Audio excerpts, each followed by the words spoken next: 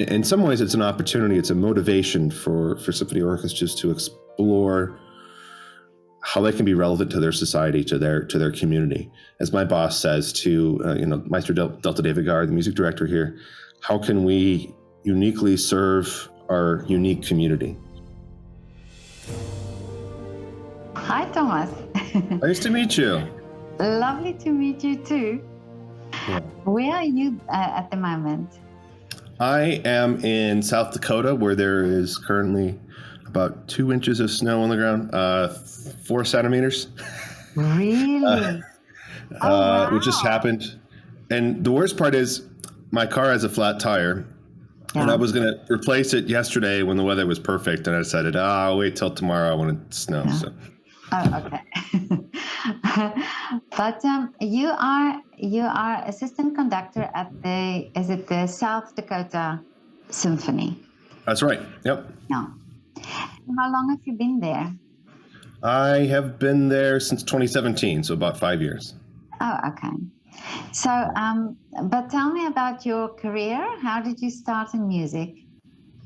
Well, my first conducting lesson ever was when I was about 5 years old or so with my father. My dad was in a previous career, he was a music educator. So he was a band director, orchestra director in the high school level. And he went on to become a scientist after that. But I was raised around music and grew up going to symphony rehearsals and concerts. So my first lesson actually was begging him to teach me to read music, because obviously there was so much music being played in the house. And so we ended up sitting down. He had a score to Beethoven's Sixth Symphony, and we listened to the recording and read along in the score. And then I started piano, then switched to cello when I was about 8 years old. And then I went to a couple different schools. I went to University of Illinois in the middle of the country. And then I transferred to McGill University after my teacher had moved on to a different school. So I went to McGill in Montreal, Canada, which was great, and finished my performance degree there, and then did also a master's degree in cello. And then I went to Johns Hopkins Peabody Institute in Baltimore, Maryland, and did my diploma in conducting with Marin Alsop, and Mark-Ann Thacker was my other teacher as well. And then I applied to this job here in South Dakota and was lucky enough to get it. Wow. I've been here ever since. So it's from the age of 5, this was what you wanted to do, be a musician? Yeah, I think so. Yeah. Did you really then thought, I want to be a conductor? I think so. Yeah. Early on, I mean, there were other times where I sort of lost that main dream and was more focused on cello stuff. Yeah. Sorry, I just want, this is Lily barking at the back. I've got okay. Lily, come here, come.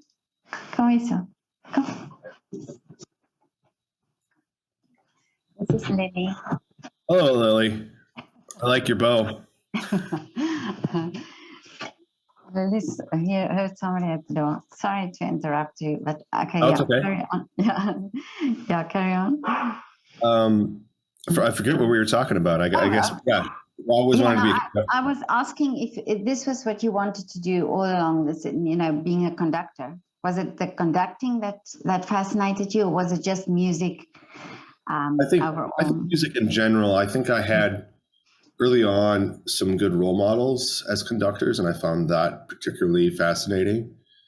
But I think my dad explained to me very early on too that, in order to be a conductor, you have to be a really excellent musician, instrumentalist or vocalist here. So that was always the focus. But, later on, I think for many years, I wasn't really focused on conducting at all. It was all about other role models that I thought were cool. It's sort of like the cool guy of the day. And so, for a while I wanted to be an orchestral cellist. For other while I wanted to be a chamber musician. And I did both of those things while I was in college, and even around it. I played in some professional orchestras on the side, and I I played in a string quartet that did competitions and lots of concerts in Montreal and elsewhere. So yeah, it was even when I went to college, I about the first year I knew that I wanted to be a conductor, but I knew that I had a process to go through as a musician.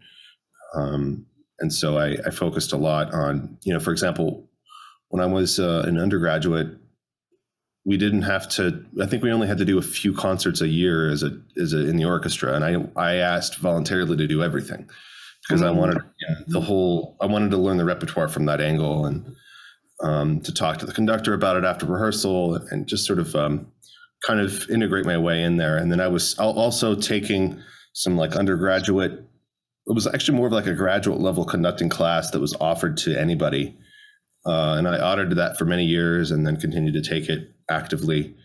So that really helped give me a jump start before I went to grad school for conducting. I've spoken to a lot of musicians in America and also in Canada, and it seems to be that the funding, there's no funding from the state, for example. So these orchestras, they are all privately funded or sponsored. And does this make some or does this for a musician coming up in training and so on, do you always have to keep that in mind, that being a conductor, for example, will not just only be conducting, but it will also be the role of looking for sponsors and getting your orchestra going and so on?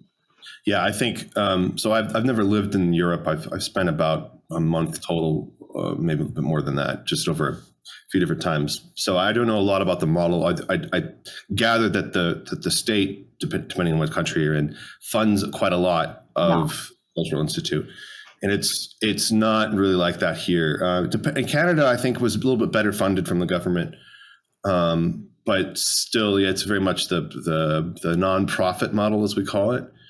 And certainly the role of a conductor, of a music director, we'll call it, when you have a position in America, a large portion of that job, depending on the orchestra and the level of the budget and whatnot, so much of that has to do with just finding the next partnership, finding the next funders, and building personal relationships with those folks.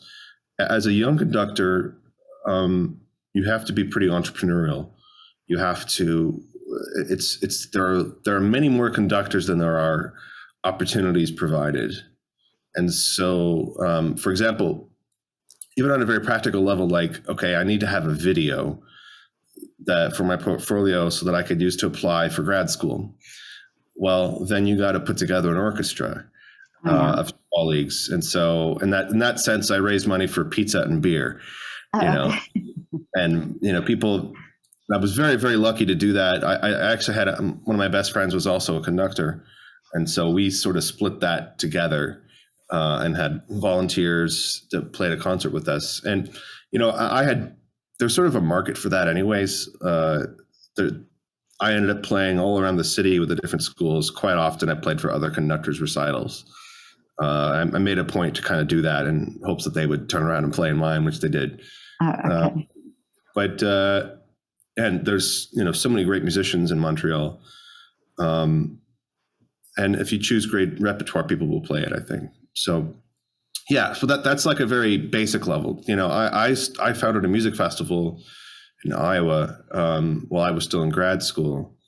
That was more towards less the conducting thing and more towards the chamber music side of my life, the cello playing part of my life. That festival's since kind of gone dormant. My collaborator has retired, and so the funding source sort of dried up. But yeah, that was also, so much of that was not directly music related. Mm-hmm. Yeah, a lot of what we do here is about trying to get the music to happen in the first place. Yeah, so you have to have a bit of a business sense then as well. Yeah, I think so.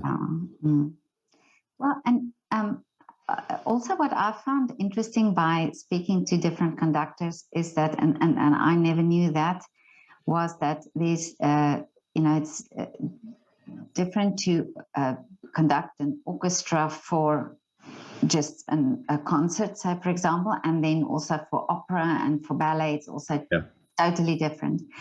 And I saw on Instagram that you did, you conducted for Nutcracker, for a ballet.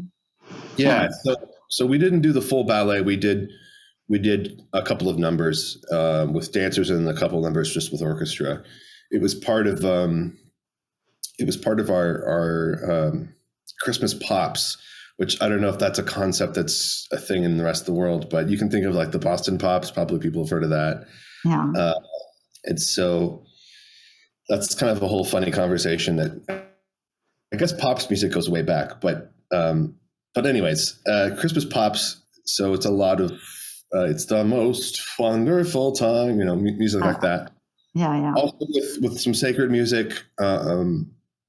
And we put in Nutcracker because it's the greatest Christmas music that was ever written, I think, along with Messiah and a couple other oratorios. So,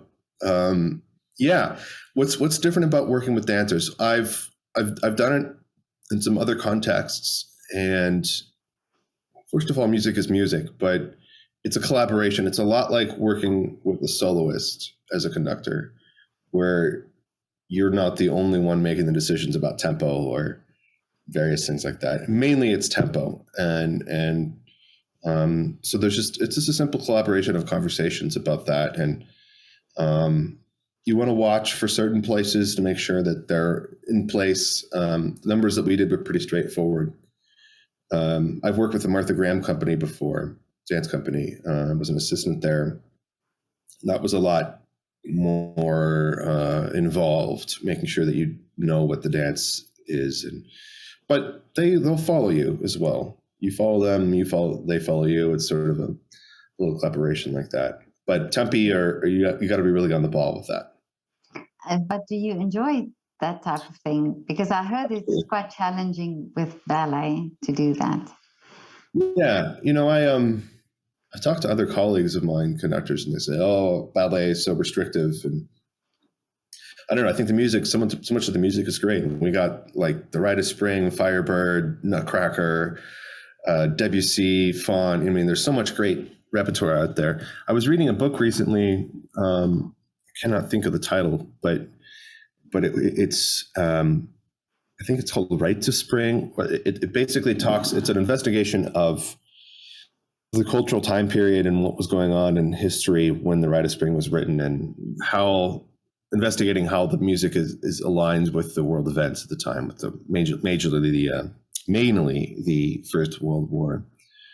And Stravinsky, I think it was Stravinsky, was quoted as saying that he thinks that ballet is the superior art form. It was something that Wagner was hoping to find, the total art form, right? All of the different genres and disciplines coming together to this one, his operas. But Mr. Stravinsky, I think it was, or maybe it was Nijinsky. It's been a while since I've read the book, but one or the other thought about, there's a lot of restrictions of, you stand over here and you sing, and you go over here and you sing, versus, and there's a text and you battle between the words and the not, versus ballet, which is also abstract in the same way that music is abstract. And so I think those two are probably the closest brothers of genres of music, or rather genres of art. And I think they go together really beautifully in the way that they're quite abstract. So I absolutely love working with dance. I think it's really wonderful. It's the only other art form, I think, that you experience over a period of time rather than a painting that you see. I suppose you could say that about a movie or a book. But in those contexts, I believe you can go back and look at stuff. But music is very sort of instantaneous, and I think dance is the same way. Now tell me, I also saw you fly. That's right. You're a pilot, or well, technically, I'm a student pilot. A student pilot. Okay, yeah. Yeah. Wonderful. It's and what was the idea of, or the love for flying? Where does that come from? So flying goes way back in my family. It goes all the way back to my great grandfather in World War I. and then my grandfather and my uncle are pilots. On the other side, my dad is a pilot. So I grew up, I must have been 1 or 2 years old, watching my dad learn to fly. And I'm going flying with him. So I caught the bug pretty early. Recently I've been hanging around a flight school, and I take lessons when I can. It's a great expense. You got to throw a lot of money down at once. So I haven't committed to that yet, but I meet flying people. And so somebody texts me like, "Hey, meet me at 2:00 at the airport. Let's go." Oh, okay. That's kind of how that works. And occasionally I'll book a lesson. I'm not really, serious about it yet. I'd love to, but music is a pretty demanding thing. And early on in your career, you don't exactly have the resources to spend all that. Yeah. I think this is because you also have to have many hours and keeping that up, and I can imagine that it's not. Yeah, it would be a situation where I would. It's about to get your license, depending on the curriculum that you go with that's approved by the government. It would be either 35 to 40 hours minimum before you can get your license. So right now I'm just collecting hours and collecting different types of aircraft in my logbook just for fun. Sometimes I go flying and I can't technically log it because I'm not flying with a chief or a certified instructor. Other times I do. So just a way to keep that passion going. And there's another conductor, Daniel Harding, rather famous guy, who is actually living the dream life as far as I'm concerned. He's a world-renowned conductor, conducts Vienna Philharmonic, the Berlin Phil, etc. But also is a airline pilot for Lufthansa, I believe. So really? somehow, yeah. My goodness. So he lives a double life as I think he's a first officer right now, and he'll work his way up to being a captain eventually, and also a conductor. Well, it's two very demanding jobs, that he's yeah. Yeah. Well, at least in music, nobody dies if we take the wrong tempo. If you look at it that way. But tell me now, what is your wish for the future? Wow. What specifically? In music and life, it's anything. It's hard to say specifically about, as a conductor, we didn't always have the greatest control of our destiny. People often ask, so where do you want to end up? And I'm like, I can't give you a specific city because it kind of depends on the openings. I think the best answer I could give you is to work with really passionate musicians who play at a really high level and with the management, whether that means that they're in Europe or here, that is open to trying new things. Something that I'm working on right now, just trying to make the logistics work of it, but is to do a production of the Rite of Spring on a farm outside with dancers and some sort of chamber orchestra, small orchestra, something, and make it part of an event that is exploring hopeful answers to climate change. So we're pretty inundated with the world's going to end, and we all know about that. But what can we do about it? Yeah. So those things really interest me. I'm interested in a lot of I'm part of little social clubs or groups that we talk about infrastructure and boring things like civic design and sustainable agriculture and things. So I think it would be really interesting to literally bring the arts and the sciences together in that sense. To be kind of like a Rite of Spring on a farm in the mud with a campfire, like Woodstock meets Stravinsky or something, or this sounds Burning Man. Amazing. It sounds amazing. Yeah. And you know what? I think it's something where we can raise awareness and in this way, make people aware, but not in a way to think about it and to so that it's not this, you have to do this, or that you sort of spread a message of doom, but that you rather spread the message of, hey, we can do it if we just all do it together, or if we just make one little change, or if we, things like that. I find that wonderful. Yeah, it's programmatic formatting. We have a really great thing here at South Dakota. Honestly, it's been a really wonderful place to work. It's given me so many great ideas about programming in general, and what a symphony orchestra could do and can mean for, we've already talked about funding difficulties and whatnot. And in some ways, it's an opportunity, it's a motivation for symphony orchestras to explore how they can be relevant to their society, to their community. As my boss says to Maestro Delta David Gar, the music director here, how can we uniquely serve our unique community? So you find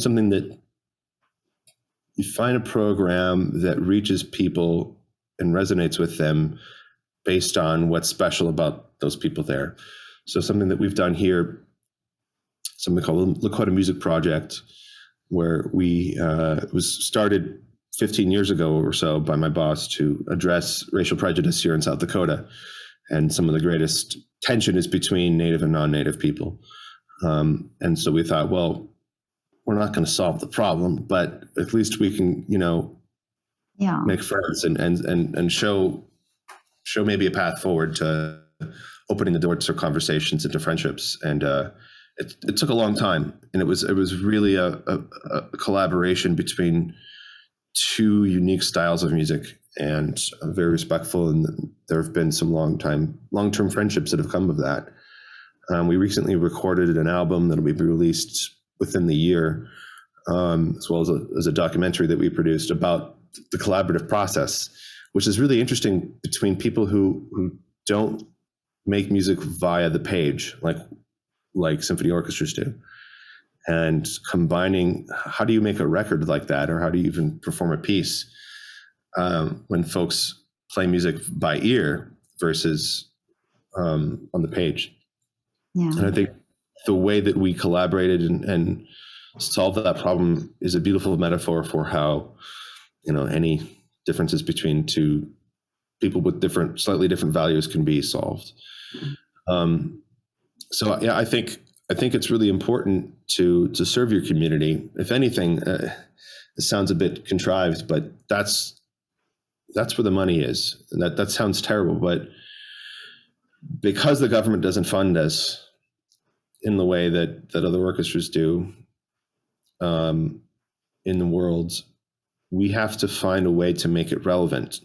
Because if people are going to invest in our organization, we need to give them a return on that investment.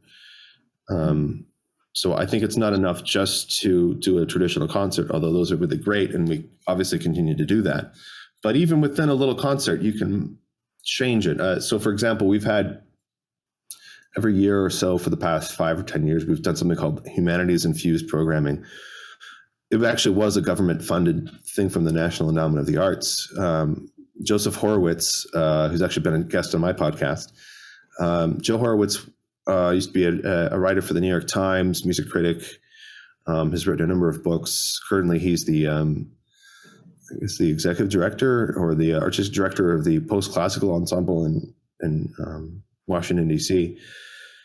He comes and we collaborate together, putting a program that has sort of historical narrative around it. So it's essentially storytelling, true stories with music, and investigating through the course of the program, through multimedia, movies and images and narrative and even acting, what it is, what's it about. So for example, we did a program called Copeland in Mexico, exploring Copeland, his music, the populist theme. So for example, we had a dramatic reenactment of Copeland being grilled before the Senate by Joseph McCarthy during the communist Red Scare. And Joseph McCarthy didn't know that Copland had actually written a communist workers song for, I think, for some communist group in Minnesota. So in the middle of that, I and a couple of other staff members break in, dressed as Antifa, with protest signs, singing "Into the Streets, May 1st" by Aaron Copland. Yeah. So Copland got away with it. Joseph McCarthy didn't do his research, but and then there's also a movie about called Rite, with the music written by Sylvester Revueltas, who was one of the greatest composers of the 20th century and possibly one of the greatest composers from Mexico, who was a contemporary of Copland, who was also kind of on that populist side of things. And Rite is about, the movie is about an uprising, a labor uprising in Mexico. So I think programming like that really also can be impactful. It's curating the arts and the sciences and culture all together in one experience. Yeah, and I think it starts conversations, and it starts people thinking. And I think this is also the purpose of art, to communicate and to